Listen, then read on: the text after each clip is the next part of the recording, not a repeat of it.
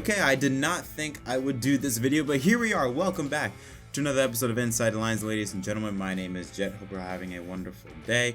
I wasn't feeling too well last night or the day before. My stomach was acting up a little bit, so yeah, I wasn't prepared to do any videos until Sunday, but now I'm a lot better. And we have a huge story that we need to talk about. Again, something I was not expecting happened today. The FIA and the president made an announcement earlier today regarding new changes following the results of the 2021 Abu Dhabi Grand Prix and the controversial Lap 58 incident. If you haven't seen it already, then you're probably living under a rock. But yes, Michael Masi's decision on Lap 58 created, let's just say, a 4-month controversy. A dark cloud reigned over F1 and the FIA following what was going to be a fantastic season of racing end up being a 4-month-long hellfest of corruption and just all sorts of issues with the FIA. And many people were wondering, would the FIA take action as a result of the Grand Prix?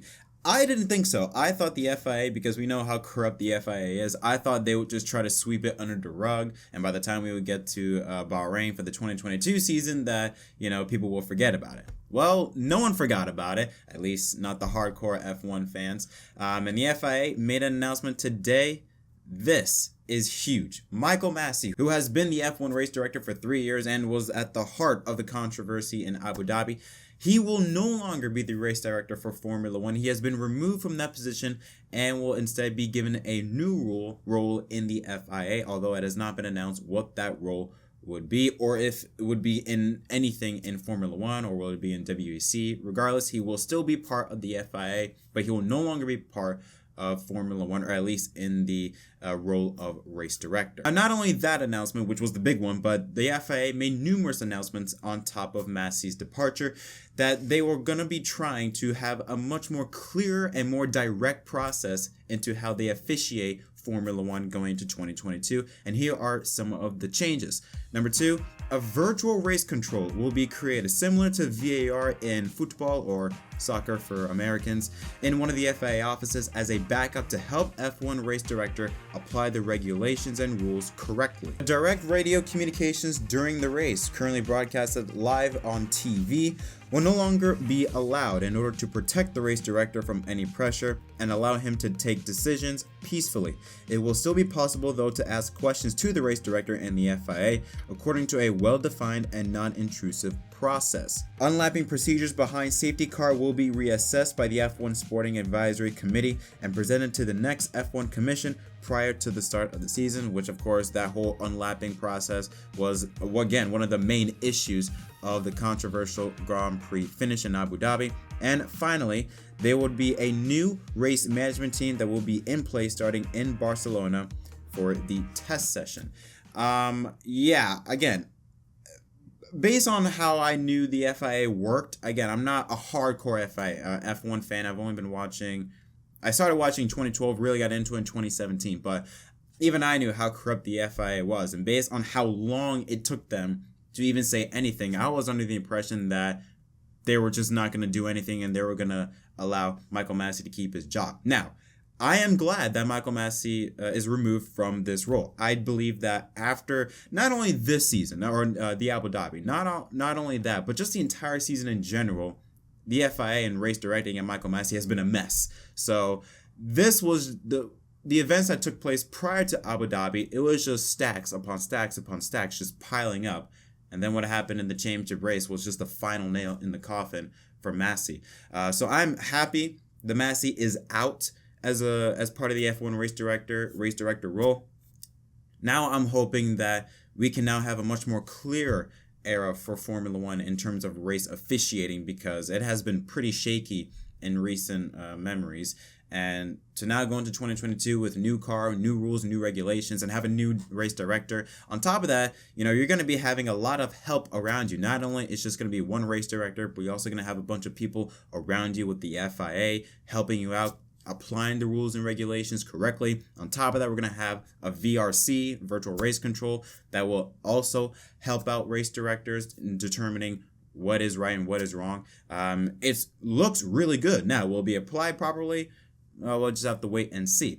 But I've seen a lot of people on social media now saying that because the FIA has removed Michael Masi, that Verstappen's championship win is illegitimate, and that they need to get the championship back to Lewis Hamilton. Now, this is going to hurt, but y'all have to get real with yourselves. Lewis Hamilton is not going to get that 2021 championship back. He's not, okay? He still will be a 7-time champion going to 2022, okay? I think it would look even worse. A lot of people saying void lap 58. I think it would look even worse for the sport if they were to reverse the decision and give the championship back to Hamilton. I think that would just look horrible for the sport, for the championship to be decided basically in court 4 months after the race finished. Verstappen is the champion. Now, whether your opinion on whether it was legitimate or not or whatever, I'm not going to get into that. I have better things to do than deal with that conversation. But hopefully this will also put to bed a lot of the toxicity of F1's fan base. Which, by the way, after the results of Abu Dhabi, F1's fan base makes NASCAR's fan base look like saints. I'm just saying. But the toxicity of Formula One as a result of that race was quite disturbing. I mean, you had fan bases. A majority of them, not all, but a good portion was Hamilton fan base, which, I mean, I understand, but it was a good portion of them that were of Hamilton's fan base that were doing the attacking, as well as a lot of the F1 stands or F1's new fan base that came from the Drive to Survive series, or at least part of the expansion of F1 in America in the last couple of years. They have been at the heart of the toxicity of Formula One. I mean, they've been attacking everyone. They've been attacking Verstappen, Red Bull, Horner, Masi, which, don't get me wrong, Masi deserves to be criticized. I'm not disagreeing with that. He deserved to be criticized. But then a lot of them were just taking it way too far. Some were even going after Hamilton, and I'm not talking about Hamilton's fan base, but just going after Hamilton for some reason, which I don't know why, since he had nothing to do with this, and in fact he was the victim in all of this. But you just had a lot of people just going over the line way too far. I mean, the line is right here. Majority of them leaped over. They didn't just walk over. They leaped over the line and went way too far with the attacking as a result of this race. So hopefully we can put this to bed. I know it's going to sting for a lot of Hamilton fans as a result of what happened, but just like in life, it goes on. Life moves on. You can't always focus on the past. You can't always look back saying he deserved it, he should have deserved it. Okay, we get that. Yes, it's understandable, but nothing's going to happen. You can't change the past.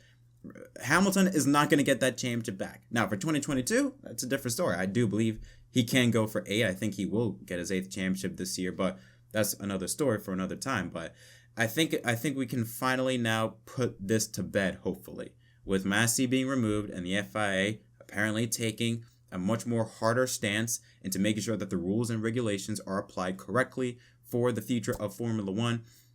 Hopefully this can be the start of a much more clearer and better era for Formula One racing. Finally, let's talk about what took place yesterday night. We're going to NASCAR now. So, yeah, what a surprise. Hendrick on the front row once again. Shocker. I mean, this is unbelievable. Since 2015, Hendrick Motorsports has been on the front row, at least either with one car or with both cars. And Hendrick has won 7 of the last 8 Daytona 500 poles, which, I mean, it's just incredible. It's unbelievable testament to the engineers and the people back at the shop at HMS. And also, I think on top of that, with Hendrick Motorsports having Chad Knaus now taking more of a directive role and looking at all of the teams instead of just the 48, and also with Jeff Gordon stepping in and taking more executive role at HMS. I mean, I'm just saying, I know it's just qualifying. At a super speedway, which means nothing about the drivers, more about the car and the team, but still, there's a lot of good things going on at HMS, and they could be a real big force coming into 2022. But yeah, Kyle Larson, beginning the season, just like how he ended it out in front, the defending champion, wins his first career pole for the Daytona 500, while Alex Bowman, 5th career, 5 in a row, he has started on the front row for the 500. That is I think that ties the record for just the amount of 500 front row starts, regardless of consecutive. The fact that he did it 5 in a row, again, it's a true testament to the team on how consistently fast they have been. And when I mean fast, I mean fast. I mean, the only Hendrick, especially in the first round, I mean, they blew off the record books, or at least blew off the speeds compared to the other drivers. The other teams, they could barely get over 180. I mean, they were around 178, 179, just over 50 seconds. And then all of a sudden, the HMS teams go out and they just obliterated the 50-second mark into the 49.9s, 49.8s, over 180 miles an hour. I mean, it was quite shocking, but not surprising. But yeah, also some good news. We have 2 drivers of the open cars that will be confirmed to be part of the 500 on Sunday. Noah Gragson, who unfortunately missed it last year, gets redemption with Beard Motorsports, or Beard Oil Motorsports, I think that team is. They're now back in the big dance for 2022. And Jacques Villeneuve, the 1997 Formula One World Champion and Indy 500 champion, he now finally, I think for the first time since in 14 years, I believe it was, he is back in the Daytona 500 with his new team, Team Hesburg, that small team. So it's really awesome to see Gragson and Villeneuve be able to get back into the 500. And yeah, so tonight is the dual races, and 2 teams will be going home. Let's take a look at the starting lineups for both dual races. Dual race number 1, you have Kyle Larson and William Byron on the front row with Chase Elliott in third. Chastain and Suarez teammates round up the top 5. Daniel Hemrick and Ryan Blaney, Tyler Reddick, Brad Keselowski, and Chase Briscoe the top 10. Let's look at the other remaining 10 drivers: Austin Cindric, Eric Jones, Kurt Busch, Justin Haley, Cole Custer rookie Todd Gilliland. Noah Gragson, his name is colored in green, meaning he's locked in based off his qualifying speed. Landon Castle, Kaz Grala, BJ McLeod, and JJ Yaley. Kaz Grala and Yaley, their names are in yellow, meaning they have to race their way into the 500. And seeing dual race number 2, not only that, but Greg Biffle and Timmy Hill, their names are in yellow. They will also have to race their way in the 500. Well, Villeneuve, he's sitting pretty. His name is in green. He is in the field. You see Bowman as in front of the field will start dual race number 2 up front. Almirola, Truex, Hamlin, and Harrison Burton had a really strong qualifying run. Will start in 5th. Logano, Christopher Bell, Bubba Wallace, Toyota teammate Kyle Busch, and Austin Dillon rounds up the top 10. Defending champion Michael McDowell 11th. Ty Dillon, Kevin Harvick, Chris Buescher, Corey LaJoie, Stenhouse Jr., Cody Ware, and then the remaining 4: Villeneuve, Biffle, David Reagan, and Timmy Hill. It should be very interesting to see how the 500, or at least how the dual races will go, because you have some drivers that will definitely be very cautious, like Villeneuve or Gragson, and then you have some like Joey Logano, who he said in front of the media he's going to be aggressive. He's going to go out and try to win his dual race. So dual race number 2, at the very least, should be very interesting to watch, and it's going to give us a little bit of a taste what the 500 could bring. Yes, it's under different conditions with the racing under the lights, but still, we haven't really seen what super speedway racing would look like with this new car. Now we're gonna have the opportunity to see that. Yes, it won't be full on 110% because some drivers will be playing conservatively, but still, it's gonna be very interesting to see how the draft will work. And are we gonna see a 2013 type of 500 with a lot of freight training, or the 500 that we have seen since 2019? A lot of huge runs coming and the potential for causing some big accidents. It should be very fun to watch. But that's gonna conclude this episode of Inside Lines, guys. If you enjoyed this video, don't forget to leave a like and subscribe for more content. And tell me in the comment section down below, what are your thoughts on Michael Masi getting fired and the FIA's new direction going to 2022? And what are your thoughts on what could take place in tonight's dual races? Love to hear your thoughts on that. But until next time, my name is Jet, and I'll see y'all next time.